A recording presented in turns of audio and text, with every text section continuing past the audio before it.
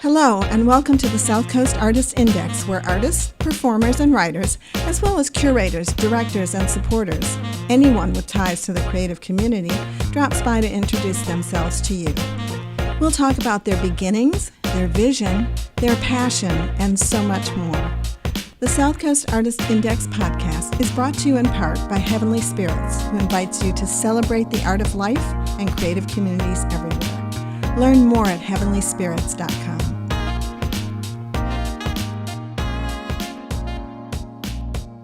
Hi, this is Ron Fortier with another episode of the In Focus podcast, brought to you by the Artist Index and graciously sponsored by the folks at Heavenly Spirits Imports.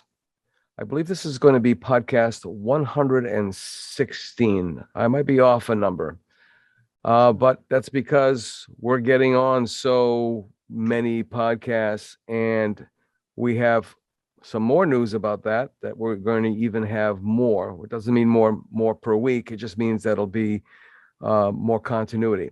And tonight's guest, I'm going to let them introduce themselves and also spell their name, and we'll take it from there like we always do.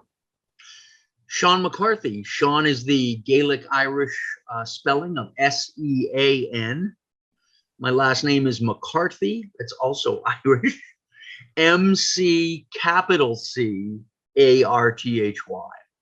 Yeah, it's funny. We were talking about the Seans before and the different variations of Sean. And then you told me about that woman from Chicago who came up with yet another one.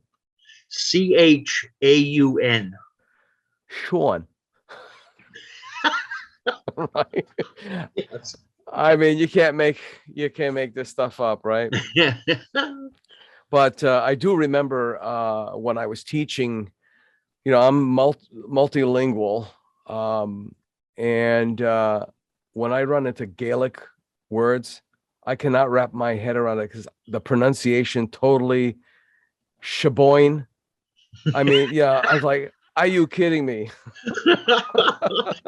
I had a doctor once tell me that he considered Polish to be the most difficult language to learn. Really? I didn't find it all that bad. I mean, I just knew a couple of words, here and there, because one of my earliest girlfriends was of Polish extraction. Nice. So, but I found that a very interesting, language. But tell us a little bit about yourself. Who are you? Where have you been? Where are you going? Well, we know the where you're going part, but we'll announce that later. Yeah. I grew up in north of New Bedford in a little town called Freetown, Massachusetts.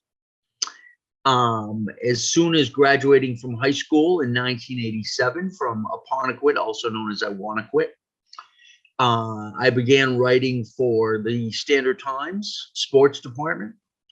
I started writing for a music magazine published out of Boston, Mass. It was a twice monthly, every other week, called Beat Magazine. I was also writing for a short-lived magazine out of Norwalk, Connecticut, called Rock Facts. That was kind of cool. The Beat Magazine gig was primarily Boston-based bands. But during my tenure there, about a year and a half to 2 years into that gig, they started to write about national acts. So it gave me a great opportunity to suddenly start interviewing rock stars. I got to spend time with members of Aerosmith, Boston. Almost interviewed Robert Plant, but didn't. The Rock Facts gig gave me the opportunity to interview guys from Extreme, Joe Satriani, when he put out his first instrumental record, Surfing with the Alien. So I've had a lot of opportunity, as well as writing about Providence-based bands. So those magazines gave me an opportunity to write both local and national acts. The Standard Times in the years to come, I would branch out into other areas of the newsroom, from sports to news, business, and arts and entertainment. And music is obviously my forte. And the Standard Times would eventually give me the opportunity to chat with big names such as Greg Allman. I'm trying to think of the female singer-songwriter. Can't remember her name. But a bunch of acts that were coming to the Zeitarian. I will say quickly for the record that to my experience, interviewing rock stars is much easier than interviewing local bands and up and coming bands. I don't know if it's just the professional element that they've done it so many times that it's just something they know how to do, but they're very, generally speaking, very congenial and interesting, willing to talk. So that's my journalism background. For you people who aren't math majors, I've been doing this for 35 years. I love what I do. I'm also a singer-songwriter. I've been playing guitar since I was 13. So I do have some musical insights that maybe other music fans and interviewers may not have. And I just see these podcasts as an excellent opportunity to introduce people or reintroduce people to some great talent that we have in this area. I'll say one last thing. About 15 years ago, maybe as close as 20 years ago, the musicians in the New Bedford area referred to the South Coast area, New Bedford in particular, as the secret city, because there's just so much musical talent in so many different fields and different areas. It's astounding. Richard Florida of the Atlantic magazine 8 to 10 years ago listed New Bedford, you may know this, Ron, as in the top, it was like the 7th in the top 10 cities in America with arts opportunities per capita. I mean, it was there with Los Angeles and New York and Chicago, and New Bedford was right up there.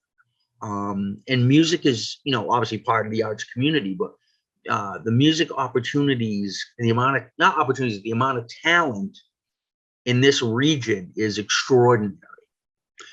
So it's a pleasure. It's a pleasure to live in New Bedford and be able to write about and now talk about the musical talent in this area.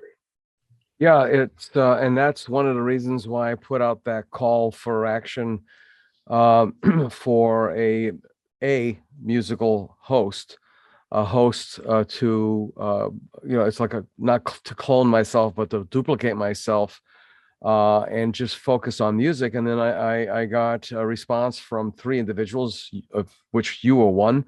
And I thought to myself, how am I going to do this? And it's like, you idiot, this is like a gift from the universe. I mean, it's not like they're all rock, oriented, or they're all classical oriented. Each one of them has a specific category or category of genres that they can delve into. And yet, with 3 of you, and okay, I'm going to let the cat out of the bag. Sean is now going to be the second of the 3. The first one was introduced a week or so ago, Scott Bishop. And Scott Bishop is going to be dealing, I believe, with primarily indie music. And Sean, you're going to be doing rock punk, right? Yeah, I have. Can I talk? Which doesn't mean you have to stay in that closet, so to speak. You can wander out. Certainly. Well, I mean, there are some important bands that are no longer together. There are important bands that are currently together. I just spoke this afternoon, per chance, downtown with Nuno Pereira, who is the lead singer for A Wilhelm Scream, formerly Smack and Isaiah, the punk rock band. And in 5 days from now, they will kick off what will be an international tour, a world tour, band based out of New Bedford, in support of their new full-length album, Lose Your Delusion. Obviously, a play on Use Your Illusion by Guns N' Roses from 1990 or 91. But anyway, those guys are going out on another world tour. They've done, I don't know, 8 to 10 of them. So they're an international presence, probably the most successful New Bedford band since Tavares. But But there are other band. There's a gentleman named Johnny Barnes, a New Bedford native who lives now in Fairhaven. Spent a good amount of time in the Boston music scene in the 70s and 80s. He has just released his sixth full-length album called Blue River of Dreams. I received it in the mail yesterday. I'm going to be listening to it either later today or tomorrow. He's very interesting. He was in the Boston music scene, as I said, in the 70s and 80s. He was in the company of Aerosmith, Boston, the Cars, Jay Giles Band, Till Tuesday, Extreme. Every big band that came out of Boston in the last 40 or 50 years, he was rubbing elbows with them and sharing stages with them, and sharing airwaves with them. Looking to talk to him. There are other contemporaries, but there's the guys from the Glue-Ons, which became the band Blue Hollow. The brothers Ron and Tom Poitras are very interested in chatting about their history. They're another fascinating band with some fascinating stories. I would recommend any musician tune in and learn from their lifetime industry experiences, as well as giving some other people the opportunity to reflect on their younger years, enjoying those bands. So that's just a sample. There's others that haven't been confirmed yet, but there's plenty to choose from. Now, what about the McCarthys? Are they related? Well, it depends what McCarthy. Okay. Maybe ultimately we're all related. I don't know, but my brother Neil McCarthy is my brother. He's a guitar player. He's very much into the jazz jam band type thing. He's currently gigging up a storm, definitely paying the bills, playing in the New Bedford area, but his geographical radius is probably Newport to Boston. He likes to shake it up with his lineups. He depending upon the location of the gig and the monies available from the gig, he can afford certain calibers of bandmates for that evening. He's playing in New Bedford I know he's doing some Cork dates, some Poor Farm dates, Cisco. So he's doing quite well. The other prominent McCarthy, Butch McCarthy, who's been around for, I think, 50 years. Guitarist, singer guy. Currently, I think one of his current inculcations, and I only say that because I want to say inculcation, is Butch McCarthy and the Gentlemen of Leisure. Those guys are prominent. Butch, I should point out, is also a visual artist. He's a painter like yourself, Ron. I actually own one of his pieces. I can't believe I can actually afford art. But so that's the other prominent McCarthy. Wow. Yeah, that this, and then, I mean, as you were speaking, I mean, you've been around long enough. It's funny when guests are speaking, it'll trigger off like things in the deep recesses of my brain. Do you remember a group named Pigeon out of Newport? No, I do not. Okay, as I wanted to try to verify the rumor for years that Pigeon had the it was legendary.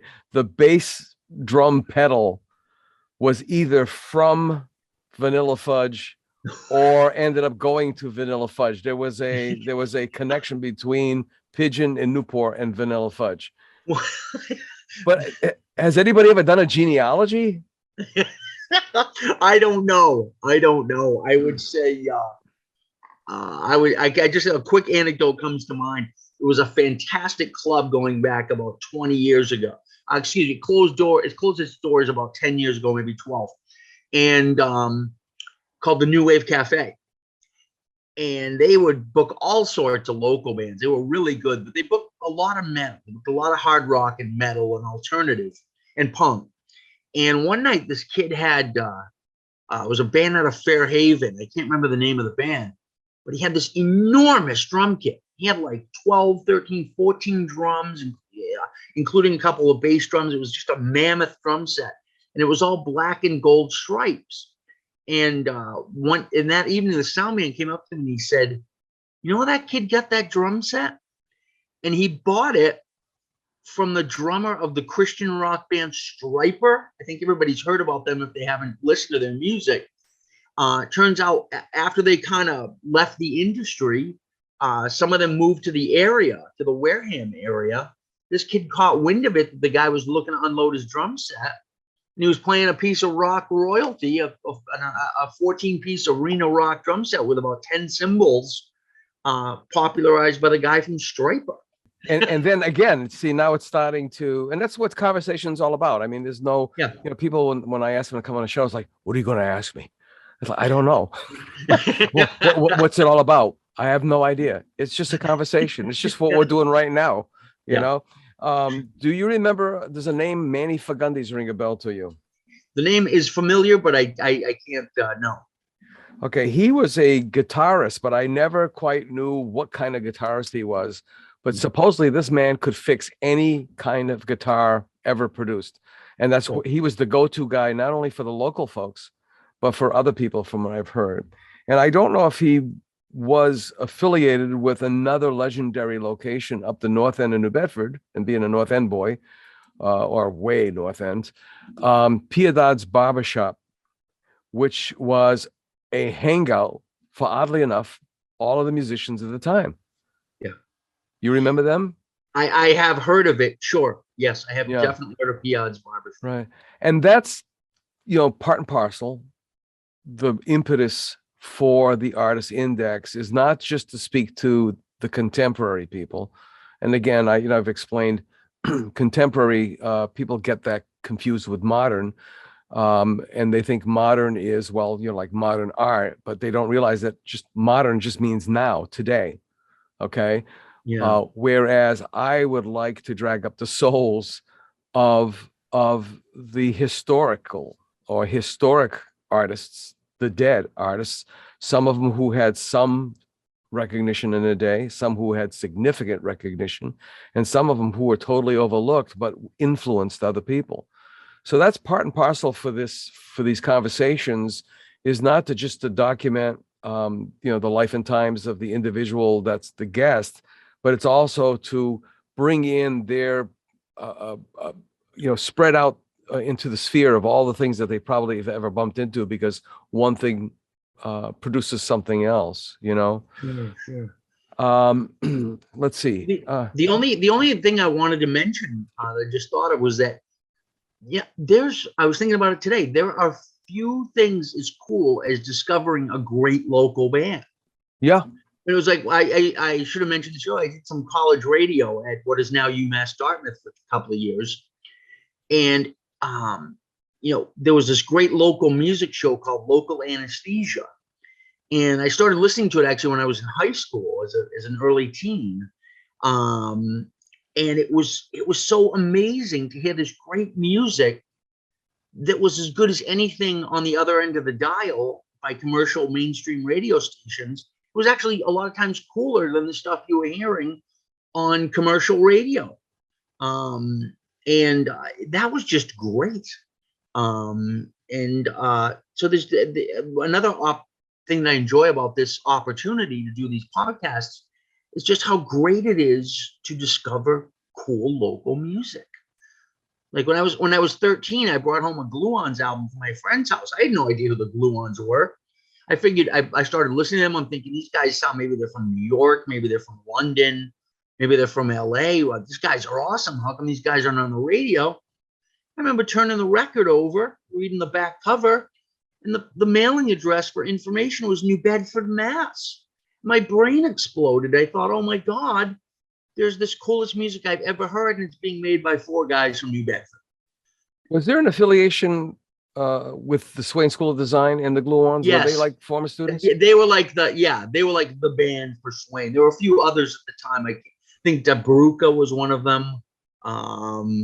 And there may have been there certainly had to have been some others. But yes, those guys were directly affiliated with Swain. I mean, there was the Goof Band, which was the Rasta band, and their only one and only hit quote unquote, was I love New Bedford. But but it was fun. It was an art school kind of Yeah, vibe, you know. Um, sure. I have heard, for example, that the Toon Weavers, especially the one member of the Toon Weavers who wrote "Happy Birthday, Baby," was from New Bedford, the Flamingo. So we even have a doo-wop element in town here. We have a folk element with Paul Clayton. Yeah. Beaver Brown somehow was affiliated with the city through the Antunes, I think, right? Yes, yes. What's it? Mike, was it Michael Antunes? I believe Michael Tunes. Yeah, yeah. There's a guy from New Bedford. His son, actually, Michael Antunes' son. Again, I was just talking about this with someone today. He's the music director for Madonna, and he was the music director for Justin Timberlake and some other massive act. I can't think of who it was right now, but Madonna and Timberlake. He's from New Bedford. Oh, well, the odd thing is I just discovered Madonna's in my family tree. We're related. It was like I was just searching out Jack Kerouac because one of the genealogists in family genealogists in Canada, there was a national television show on Canadian television back in the 90s, and he mentioned that Jack Kerouac was in the family. It's like, wow, there's Si John, the Little John, and so I started looking that up, and all of a sudden, boop, there's Madonna. It's like, yeah, well, okay. But everybody's got somebody famous. I mean, we're all related, right? Five steps from Kevin Bacon. Yeah. Now let's go back to okay. Now the earliest memories that I have because of my age, being at Dartmouth High School. Well, I just saw Pearlie Baker, who has had to have been around plus 50 years. They were playing at the Poor Farm on Sunday. Absolutely amazing. Everybody was there except for the drummer. I heard he's a bit ill and or just probably was under the weather. They had a young, we're talking young, the contrast with you got almost nearly 70-year-olds, if not over, with a kid who didn't look like he was 15. But there was Mirkwood Beggar, there was Sons of Beethoven, there was a band, it was almost like the Dave Clark Five, but it wasn't that. And then, of course, Lincoln Park, no pun intended, was a phenomenal stage for local talent. We had the Battle of the Bands, and a lot of these kids, well, now really old people, a lot of these kids went on to careers. Could you remember any of that? Can you relate any of those things? Well, the first club show I ever saw was the Glue-Ons at the Lincoln Park Ballroom. It's my first club show ever. I was probably 14. Wow. It was with a couple of Boston bands, the Neighborhoods headlined, and the other band was O Positive, another great Boston band. So yeah, I'm familiar with the room. Now, if you mention jazz, people of a certain age will remember the Piccadilly, the Paddock, I think was another one, Burt's Uptown. There was a couple of other jazz venues. And from what I had been told by an old Navy guy, that at one time, this was considered a great Liberty City, especially for sailors who really got into jazz. They would come, whether if they came into Newport or came into Boston. And I think, believe it or not, Fall River had a naval yard for a while. And this was considered a phenomenal jazz town. Yeah, I'm under the impression that if jazz artists were gigging between Boston and New York or Boston and Newport, and they had any time off, they knew that New Bedford was a fabulous location to come and jam. So yeah, it built a reputation because it was halfway between Boston and New York, in Newport. I mentioned this, I believe, on Scott Bishop's podcast, that I was watching Hitsville, which was the story of Berry Gordy and Motown. My wife is from Motown, grew up in the neighborhood. She saw some of these superstars before they were superstars. on the bus to school and all that kind of thing. But what was amazing is not only did he apply Henry Ford, and God bless Henry Ford, he applied Henry Ford's assembly line techniques to music production, where you come in the house in this room and you do this, and you move to the next room and you do that, and you know, but he never had to leave town to get talent. Yeah. Isn't that awesome? I was just doing some research on hair metal bands of the 80s, which was a genre that I totally ignored because I was so into punk rock that guys who look like chicks didn't really excite me at that point. And I'm discovering that the glam bands, I guess they call them too, right? Yeah, glam, yeah, hair metal, glam band, a lot of the makeup bands. A lot of them are all from that area. I mean, they just got plucked out of the area. I mean, of course, you have a lot of people who move from other areas to LA, but a lot of the crop of commercial mainstream acts are guys who live within a certain radius of Hollywood. Mm-hmm. Yeah, and there's also a big connection between LA and New Bedford. Jake Moses is out there. He's a drummer from this area, I believe. Yeah, Jake Moses, and several others that are out there making a living. Going back to garage bands, I remember you know, the generation of the 90s and early 21st century had it easier because it was the age of digital, and they could take out their phone, or they could, you know, get a really inexpensive recording deck from Amazon. Whereas their parents, our generation, would get out oh my God, you got a Fisher reel-to-reel? You know, and they would record on these Fisher reel-to-reels. I wonder how many of those tapes still exist, because, and then you mentioned the radio shows at WUSM. I believe that was the first manifestation until the university got swallowed up by the system, and then it became WUMD. If any of those tapes still are in existence, because that's all valuable for historical reference as well. Sure. Then you were talking about, you know, WUSM, and I'm thinking of BUR when it was really a college station. Yeah. And there was another, it was out of Kingston. RIU. Yes, I used to listen to that all the time. Yeah. I used to listen to BRU because they used to have old time radio. They had a serial program called Moon Over Morocco. Now, I grew up with old time radio. I mean, you know, radio dramas. So that was so cool listening to that in the 70s and 80s. Yeah. You know, what's interesting is that there's a handful of DJs who became regional radio stars, having started their careers at USM, at what's now Mass Dartmouth. A couple guys up on who were popular up on WBCN in Boston. I don't know if anybody remembers Rick O.B. from 94 HJY.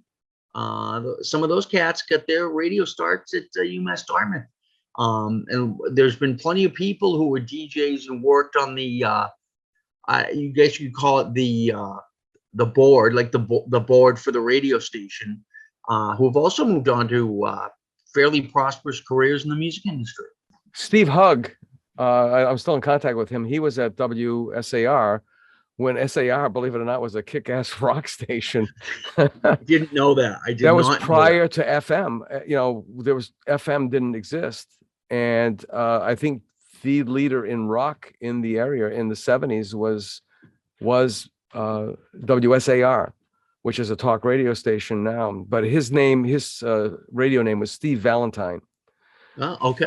So he was like, you know, the overnight guy, the Sunday guy, you know, he works his way up through the ranks and so on and so forth. Another topic I bring up is the Berklee School of Music.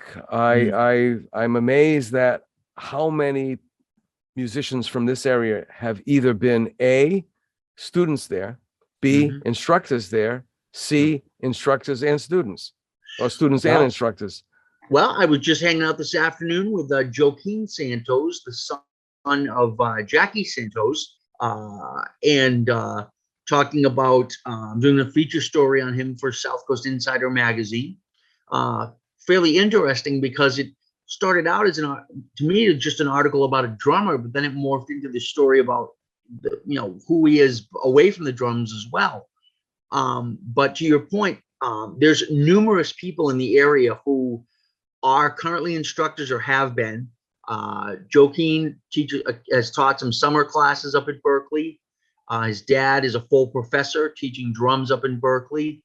There's a couple of people that I can think of. Marcel Govin, who teaches at UMass, who taught at UMass Dartmouth. I'm not sure if he's still there or not. She's also up at Berkeley. There's a gentleman named Brian Cass, a very talented musician from New Bedford. I don't know if he's still up there, but he was at one point.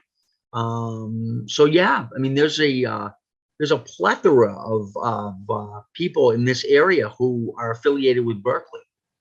So the idea, the dream, the goal, the mission of resurrecting those who have passed and recognizing those who are contemporary, who are still living, breathing, performing before it's too late. What do you think about that? Because now that's a responsibility you're going to be sharing. I mean, how is your brain wrapping around that?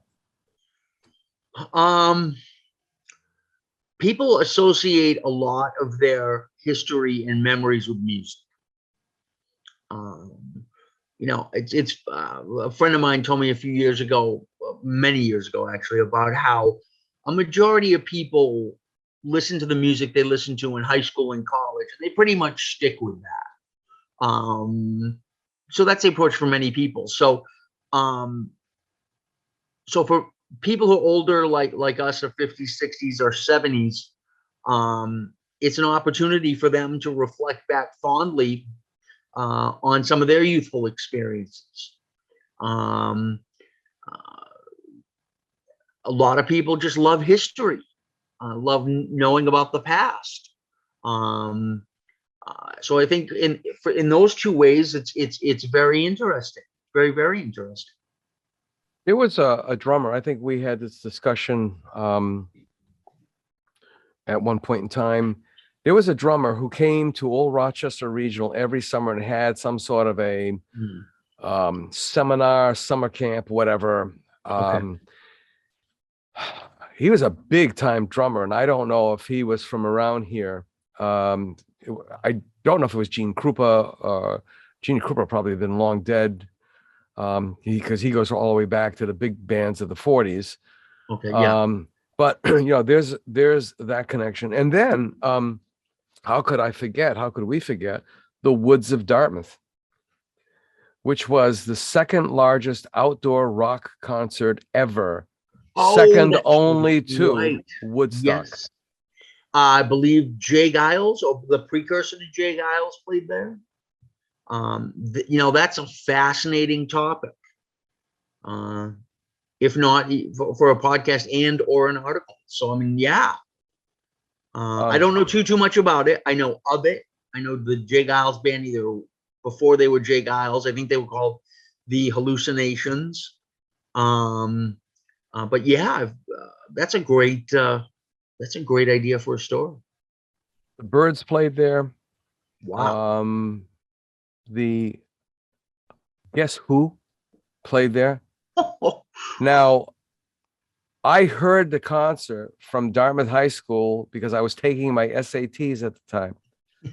So it's very, very difficult trying to concentrate on your SATs when you've got American Woman cranking, which it was like they were in the next room because I guess the wind or whatever, the acoustics.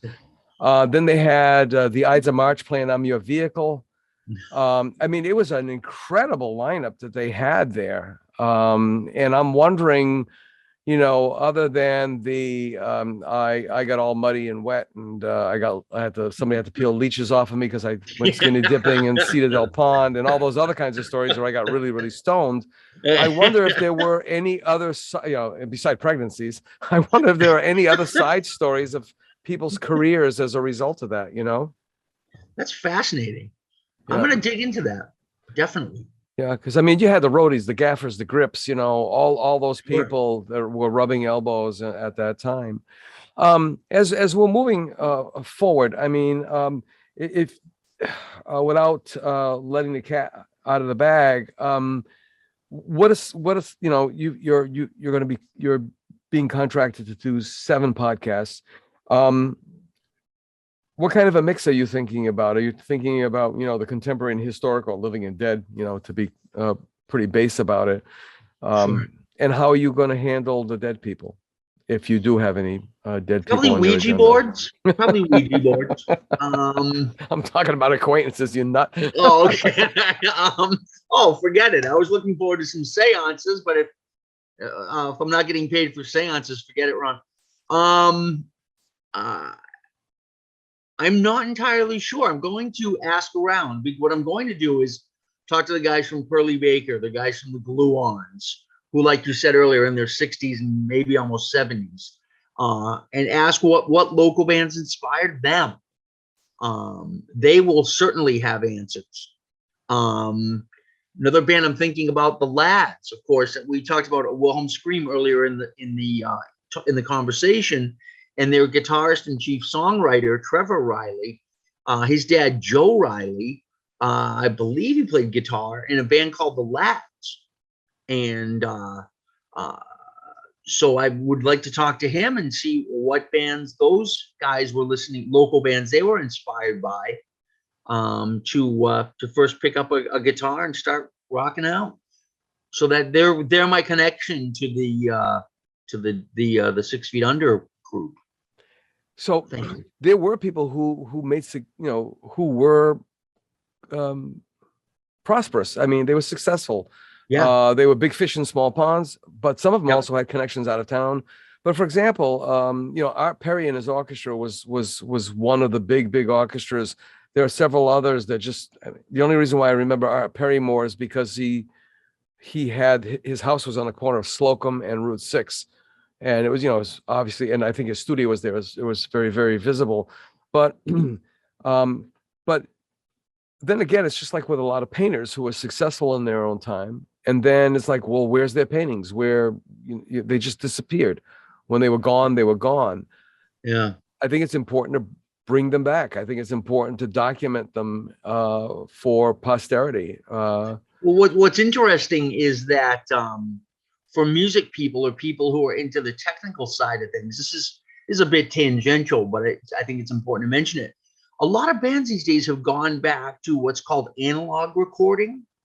For the last probably 30 to 40 years, maybe even a little further, the primary recording approach for recording studios, recording music, has been digital.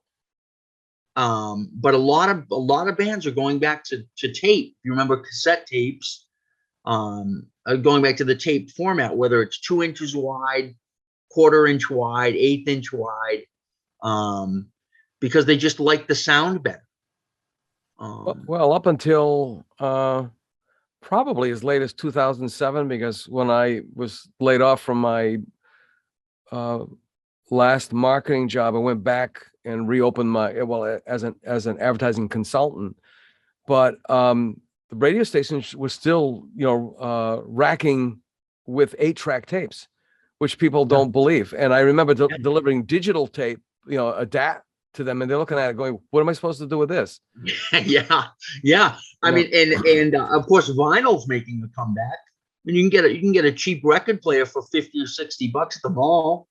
And also there was actually, I mean, almost everyone I can think of these days and even cassettes are starting to come back.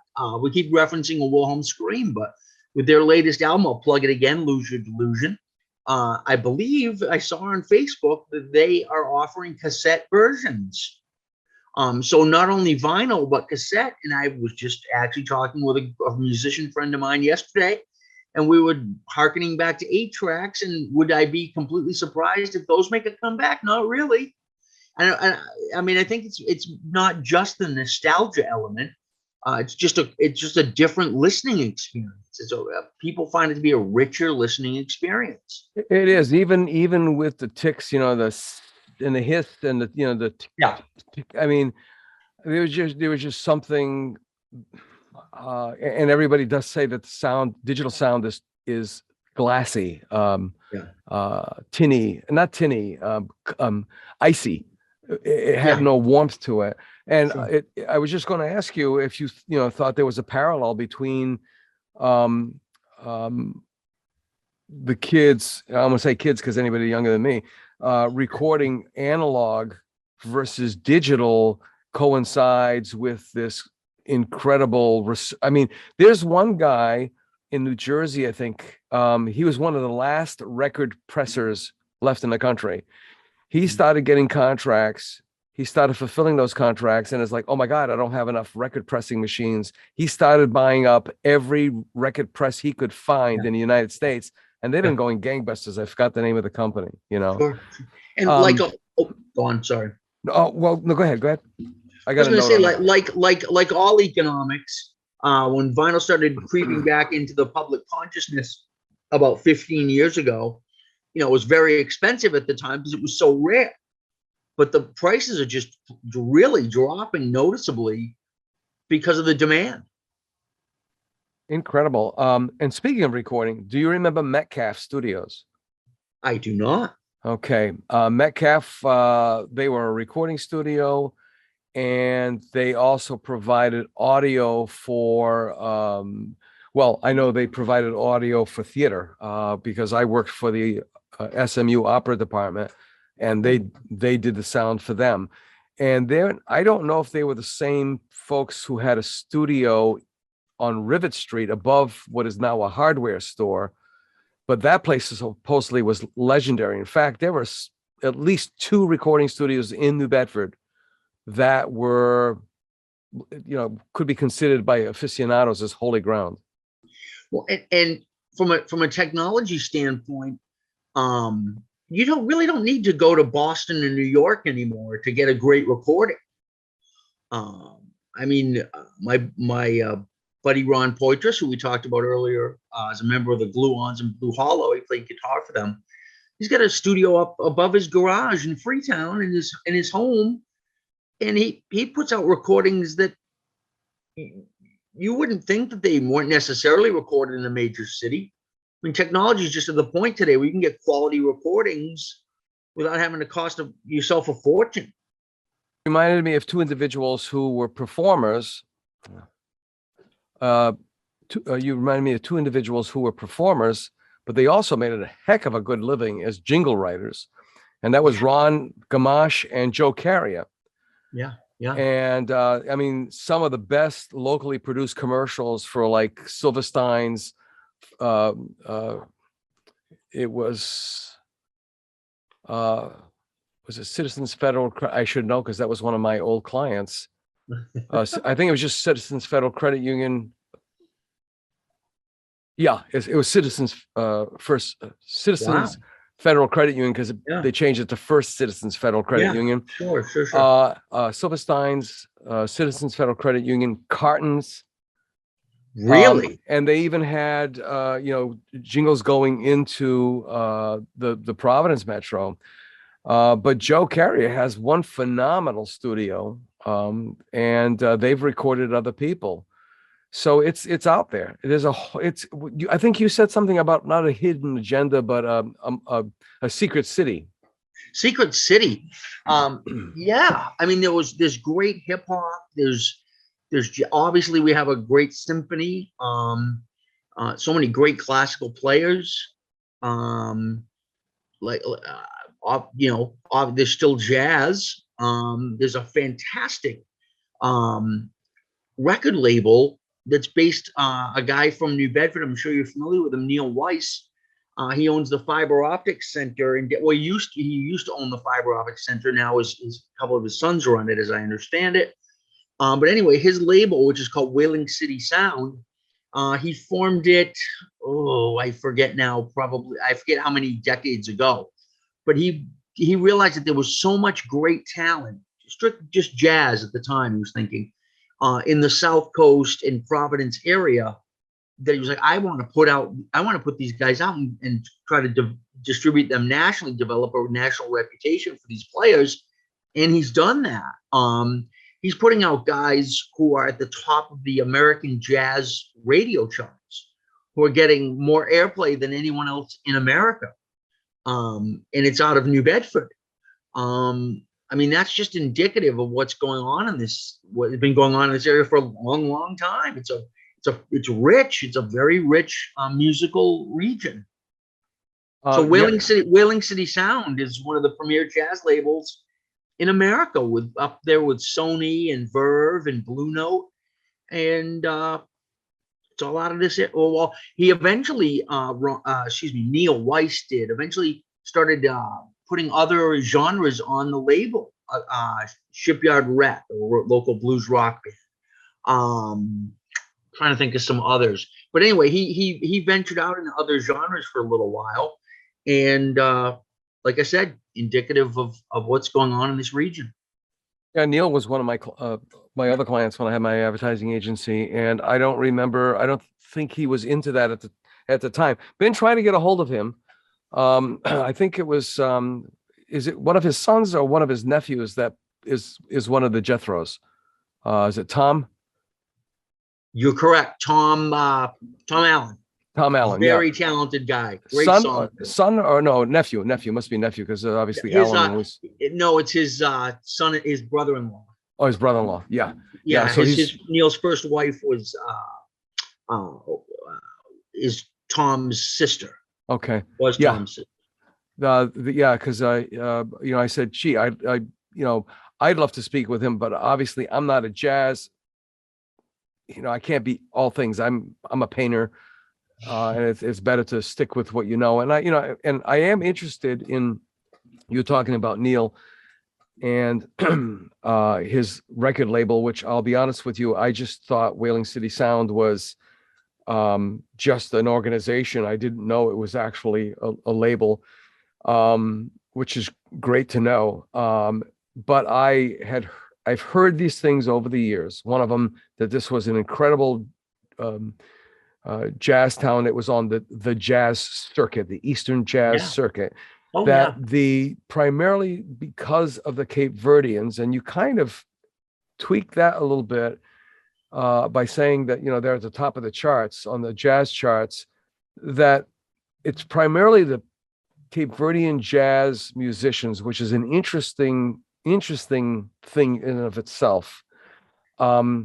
They created what is considered the contemporary, the modern, or even maybe classic jazz sound. It emanated from here, and they had so many standouts. There's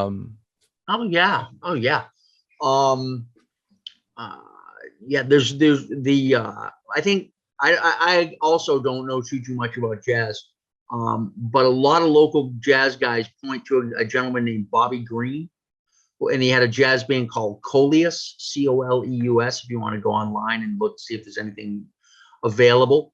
And they were just a phenomenal band. In fact, their percussionist, Dan Schwartz, who's last I knew, Dr. Dan Schwartz, was doing acupuncture and herbal medicine out of Dartmouth. He's a highly recognized and admired percussionist who will occasionally sit in with local bands, including my brother Neil's band on occasion. Let's switch over, because sure. The jazz thing is way too enticing. But venues, we talked about Lincoln Park, Billy Woods Wharf. What do you know? What do you remember? I don't know too much about that. I'm 52 for the record. Okay. But I do remember Ron Boydress telling me some funny stories. The Gluons were listening to all this like punk rock and new wave that was coming out of England and LA and New York, and it had not. USM was playing some stuff, but their radius was very small at the time. And he said they would play clubs in the area like Billy Woods Wharf, and people would come up to them after a set and be like, "Don't you know any Zeppelin?" They're playing like this post-punk new wave, well, not post-punk, punk rock, early new wave stuff, and the area just did not have any idea what they were about. Now, they were received well up in Boston and Providence and Worcester and the college towns, but he tells some. I hope when I do get to interview these guys that they talk about that. But Ron tells those funny stories that they weren't playing like the contemporary hard rock of Aerosmith, Zeppelin, the Stones. People just had not heard anything like that played in New Bedford before. But what I do know, and one thing that I certainly experienced and enjoyed every moment of, was the New Wave Cafe, which we talked about a little bit earlier. Back in the early 21st century, there was the New Wave, which was on North Front, down the street from Antonio's restaurant off of Cogsall. There was the Bridge Street Station in Fairhaven, right over the bridge near what's now the Seaport Inn, about a block away, between the Seaport Inn and the Fairhaven VFW, right in that region, right off Route 6. And there was, I'm forgetting the third one. Bridge Street Station, New Wave Cafe, and there was a third club that was really popular. Was it Alhambras? No, it was a little closer to New Bedford. I also do know there were Curfew, Kurfew, Curfew with a K, on the Ave, on the Acushnet Ave. They booked a lot of local original bands. They were fantastic. The owner, there were two owners, Manny. Obviously, I can't remember his last name. Conventional Portuguese last name, Manny, and a guy named Randy Farland. They were big supporters of local music. Manny previously owned a club called,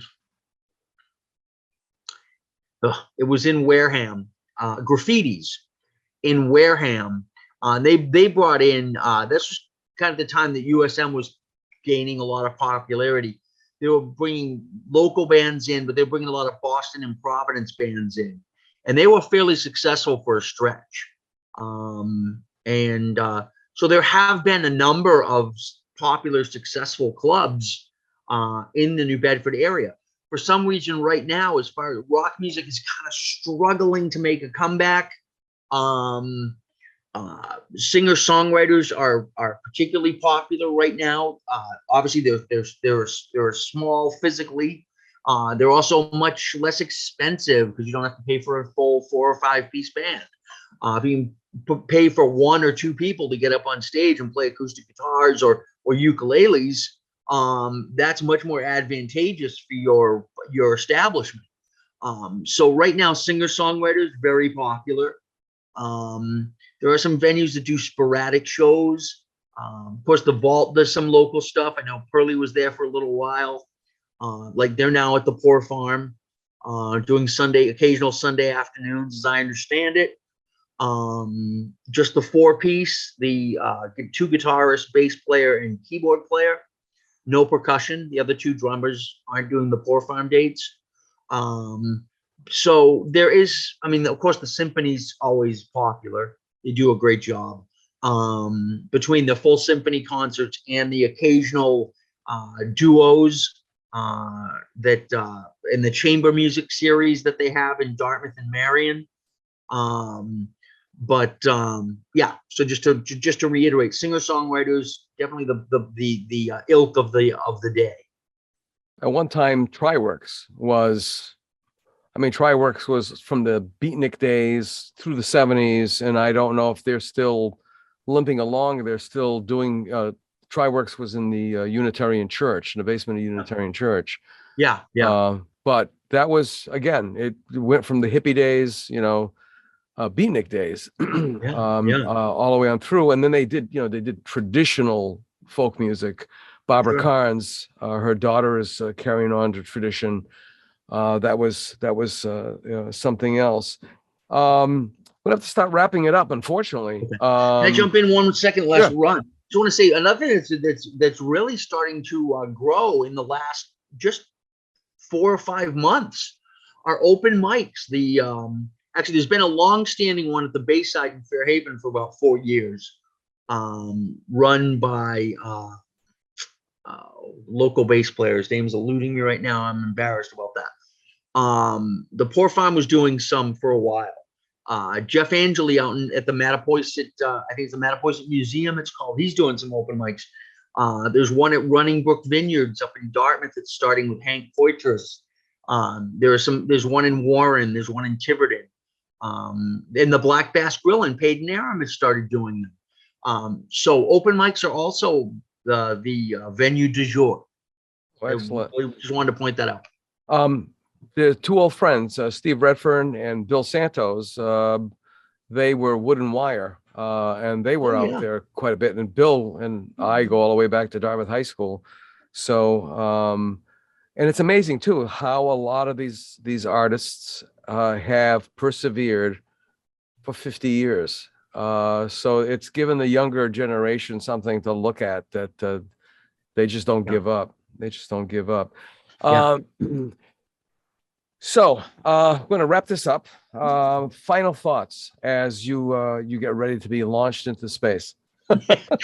Very exciting. Very exciting. I'm certainly open to anyone's suggestions. If you're a Facebook person, it's Sean MC, capital M, small c. Feel free to reach out to me. Sean is still spelled S-E-A-N, seen to the uneducated. Very excited. I think people will be really entertained and enthralled with what these local musicians have to say about their experiences, about the city. There's a lot of great stories. I'm happy to bring them. And some of them even the whole family can listen to. Thank you so much. Thank you so much. My pleasure, Ron. Thank you for including me. All right. Hold on a second while I take us out, as they say. Well, folks, that wraps up another one.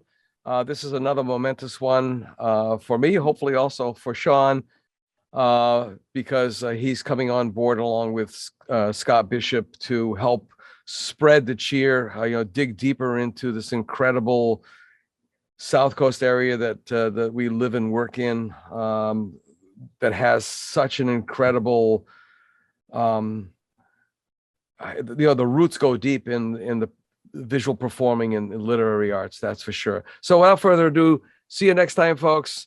Don't forget to thank our gracious sponsor, the fine folks at Heavenly Spirits Imports.